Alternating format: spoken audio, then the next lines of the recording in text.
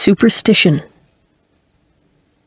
For more than 200 years, the Owens women have been blamed for everything that has gone wrong in town. If a damp spring arrived, if cows in the pasture gave milk that was runny with blood, if a colt died of colic, or a baby was born with a red birthmark stamped onto his cheek, everyone believed that fate must have been twisted, at least a little, by those women over on Magnolia Street. It didn't matter what the problem was, lightning or locusts or a death by drowning. It didn't matter if the situation could be explained by logic or science or plain bad luck. As soon as there was a hint of trouble or the slightest misfortune, people began pointing their fingers and placing blame. Before long, they'd convinced themselves that it wasn't safe to walk past the Owens house after dark, and only the most foolish neighbors would dare to peer over the black wrought-iron fence that circled the yard like a snake. Inside the house there were no clocks and no mirrors, and 3 locks on each and every door. Mice lived under the floorboards and in the walls, and often could be found in the dresser drawers, where they ate the embroidered tablecloths, as well as the lacy edges of the linen placemats.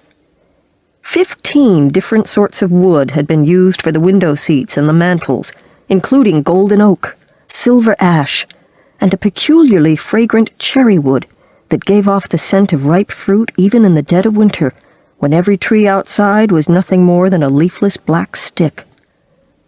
No matter how dusty the rest of the house might be, none of the woodwork ever needed polishing. If you squinted, you could see your reflection right there in the wainscoting in the dining room, or the banister you held onto as you ran up the stairs. It was dark in every room, even at noon, and cool all through the heat of July. Anyone who dared to stand on the porch, where the ivy grew wild, could try for hours to look through the windows and never see a thing. It was the same looking out.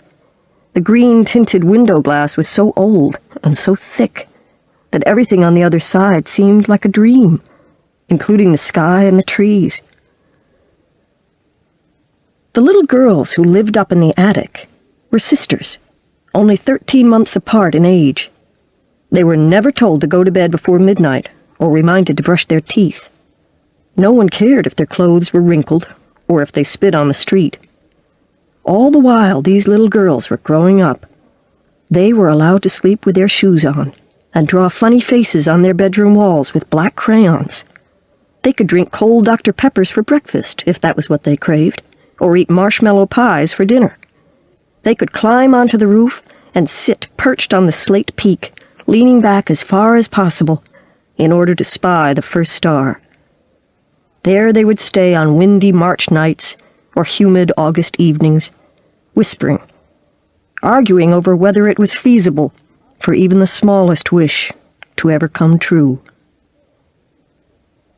The girls were being raised by their aunts, who, as much as they might have wanted to, simply couldn't turn their nieces away. The children, after all, were orphans whose careless parents were so much in love they failed to notice smoke emanating from the walls of the bungalow where they'd gone to enjoy a second honeymoon after leaving the girls home with a babysitter. No wonder the sisters always shared a bed during storms. They were both terrified of thunder and could never speak above a whisper once the sky began to rumble. When they did finally doze off, their arms wrapped around each other, they often had the exact same dreams. There were times when they could complete each other's sentences. Certainly each could close her eyes and guess what the other most desired for dessert on any given day. But in spite of their closeness, the two sisters were entirely different in appearance and temperament. Aside from the beautiful gray eyes the Owens women were known for, no one would have had reason to guess the sisters were related. Gillian was fair and blonde, while Sally's hair was as black as the pelts of the ill-mannered cats the aunts allowed to skulk through the garden and claw at the draperies in the parlor. Gillian was lazy and liked to sleep past noon. She saved up her allowance money, then paid Sally to do her math homework and iron her party dresses. She drank bottles of Yoo-Hoo and ate goopy Hershey's bars while sprawled out on the cool basement floor,